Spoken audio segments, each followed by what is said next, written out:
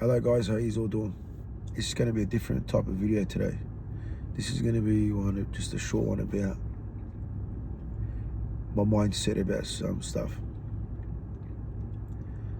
Alright, I'm going to get straight into it. I started praying again.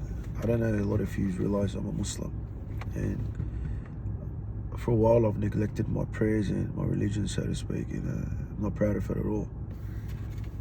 But the other day, an ex of mine rocked up, and all talking, and they haven't seen in a while. Long story short, I said, see you later. She said, see ya. Both got in our cars.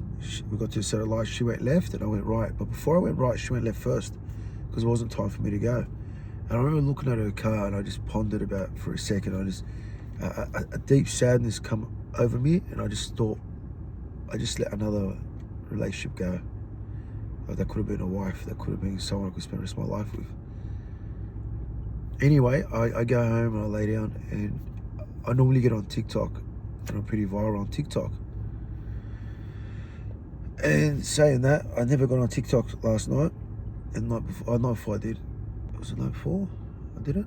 Anyway, I know yesterday I didn't get on. And I just sat and just pondered about life, and this is where it led me. I actually thought, when was the last time I was actually happy in life? Like, I have basically everything that I've ever wanted, which was to be very famous in my country, infamous I should say, and to have wealth. And alhamdulillah, God gave me both. But I still find myself in depression and loneliness. And the loneliness is due to me walking away from my gang life and losing all my friends when I walked away. I still speak to them occasionally, hello. Every few weeks I go for a ride with them and have dinner with them. But not day to day how I used to be. And it's brought a loneliness to me, where in life, God has not created us to be lonely in life. He's always created you to have people around you, and your soul is meant to engage with other souls, and that's what's mainly a contenting life everyone has, that keeps you content, is friendships and love and so forth. And for me, I've got none of that. I've got no love, and I haven't got any friends around me anymore I had to do that because all the friends I know are all criminals and gangsters, and when you hang around people, you just fall into that trap very easily. So I'm wise enough to stay away from these people, and I wait up. Yeah, I'll be lonely, but it's the only way to walk away. And I got a thing I always say: knowledge is pain. I'm knowledgeable enough to know I need to walk away, but it breaks your heart and it makes you very lonely and makes you isolated, and it really hurts your soul and affects everything in your life.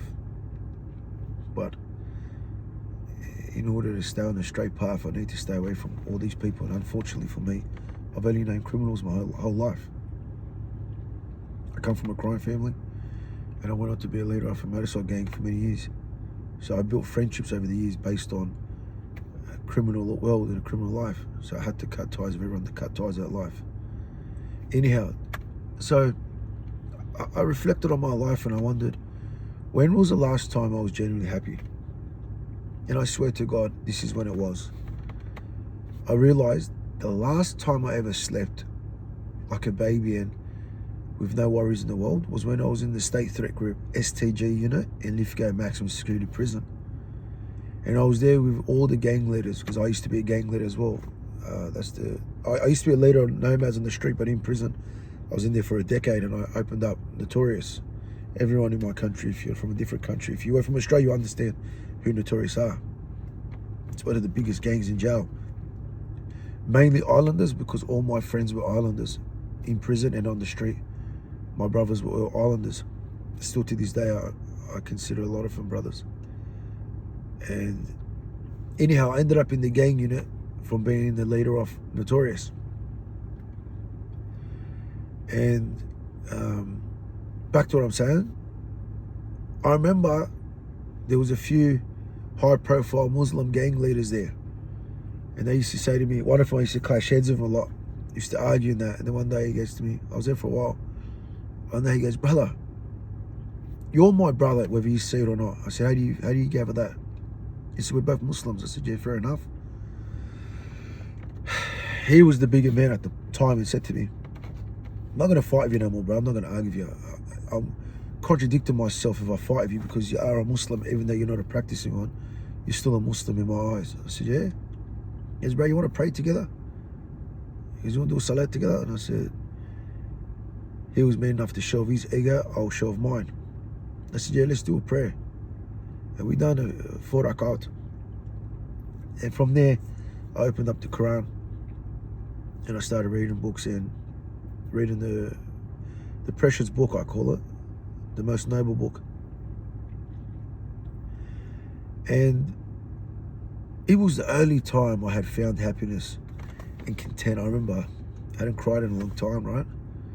I remember I sat on my bed, I was just crying like a baby. I just sat with my head down, just crying. And that was due to reading the Quran and realizing that I just chased the dunya life from far back as I can remember. All I cared about was making a name for myself and making money and caring about what other people thought of me and how bad I was and how gangster I was. So I thought the other day, I need to start praying again. If I could find happiness and peace in a small, tiny prison cell, locked down 23.5 hours a day, only out in the yard to share with one person. Yeah, I'm next door to someone, we could talk all day, we can do our prayers all day together through the cages and that. But you're locked down. You don't get out of that environment more than half an hour a day to walk on the oval and that. Like, not even oval, it's a little grass section you can walk on. And back to what I'm saying. So it made me realize, I've been working lately, right? I do 11-hour days, 5 days a week. So that's, I know I'm not the most educated person when it comes to mathematics, but 10, 20, 30, 40, 50, plus an hour, so 55 hours a week. 55 hours a week. We do that in hoping to pay off a mortgage and retire at the age of 60, 65, and then live, another, if you're lucky, another 10 years. And keep in mind, from 60 on, health issues start. So you're not living in retirement in peace. You're living in agony. And really, it's not really a retirement, because you've gone from working to just getting out of bed as a job. So it got me to realize I can do that 5 days a week, 55 hours dedicated for 5, 8, 10 maximum of pleasure of retirement, and not build nothing for the akhirah, which is eternity. When we meet God, subhanahu wa ta'ala, when we pass away, we go to the next life. That is when that starts forever. There's no, oh yeah, we're here for 10 years, 50 years, or however long it is until we depart to another section. That's it. There's nothing coming back from that. We get there and you're there forever. And all we care about is building for the non-eternal life, for a good 5 to 10 year pleasure of having retirement and then passing away. And what, 55 hours a week, possibly more if you work weekends, for 5 to 10 years of comfort.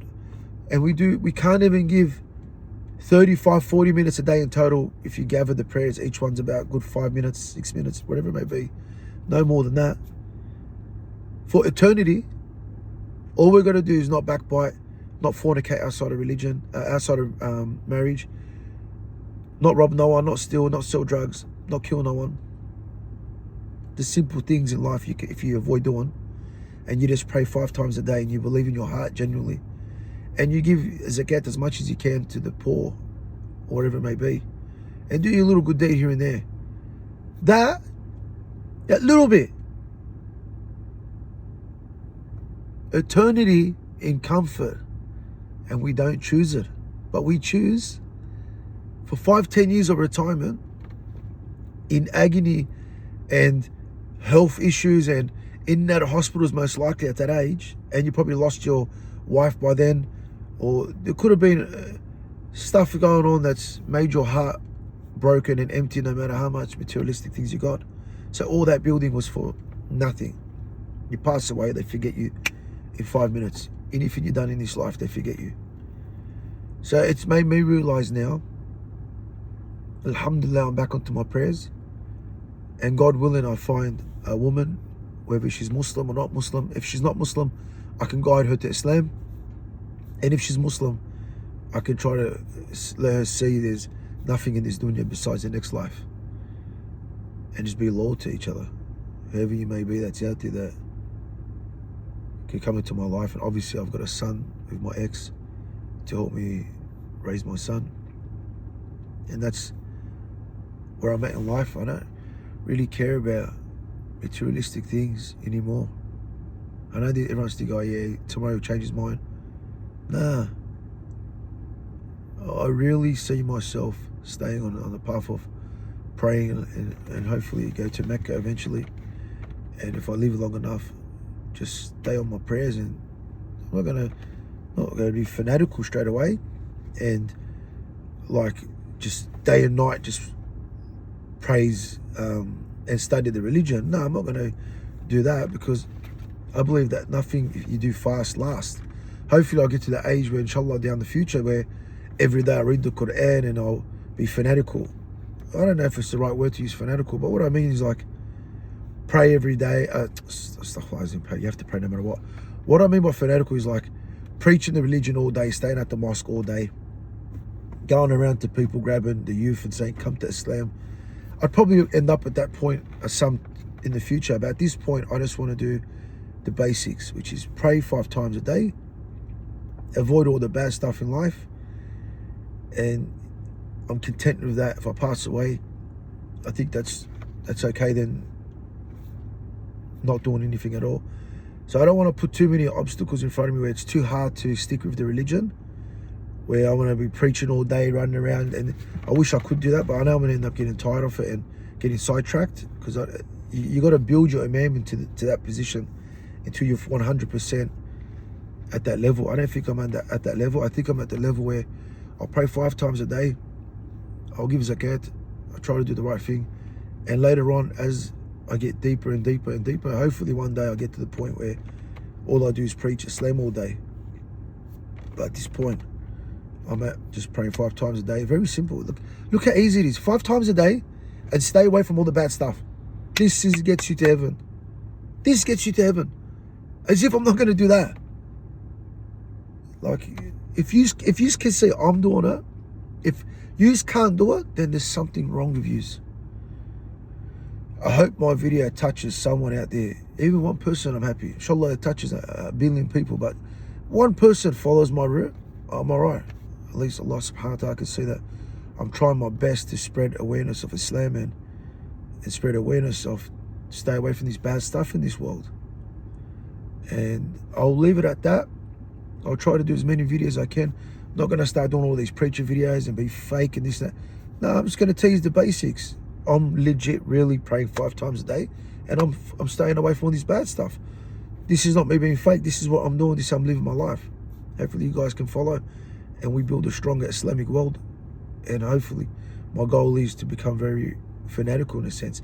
And when I say fanatical, I don't mean do something stupid. That's not Islam. I know you non-believers think, oh, this guy's going to end up being a fanatic or whatever. No. In our religion, there's no such thing as harming anyone or doing anything like that. That doesn't exist. Fanatical means just breathing and living Islam and helping as much as I can around the world in charities and putting the word out there to get all the brothers out there to start giving to the poor and doing all that. So don't ever confuse what I'm saying. And we'll leave it at that. I love you all. And who knows what tomorrow's video is going to be. But stay tuned. It's always going to be a video every day. I don't know what I'll come up with on that day. It depends how my heart is feeling. I never do videos half-hearted. Always, when I do my video at that present moment, that's how I was feeling. And inshallah, ya Rab, be'ezn Allah, stay on the right path, praying and sticking to the religion. Because we have nothing in this life besides Allah subhanahu wa ta'ala and our deeds. That's it.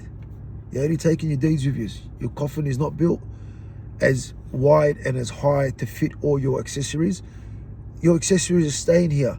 Your materialistic things are staying here. It's built very tiny, and your deeds are here, and they're very easily to build. Allah subhanahu wa ta'ala can let it sky as high as it can go. There's no need to make the coffin wide. As you all know, your deeds are written with God. So understand your materialistic things stay in this world. The only thing that parts with you is your deeds. Remember that next time before you pick up a gun or pick up a weapon to hurt someone over your fucking ego or money, or this is my area, that's his area, or he said this, he said that. Just remember, when you pass away, all these things you've done in this life to build your name, in a second they forget it at your grave. The boys walk away and they say, oh, he was all right. Within a week, oh, they start finding bad stuff. So it's pointless. Only do something if your life is in danger or your family, or protect who you got to protect. But you don't go out and do stupid stuff for money and fame and ego. Come on, guys. I hope you're going to see if I could change my life from being a leader of one of the biggest gangs in this country. I was a national leader. If I can change, you can change. I love you all.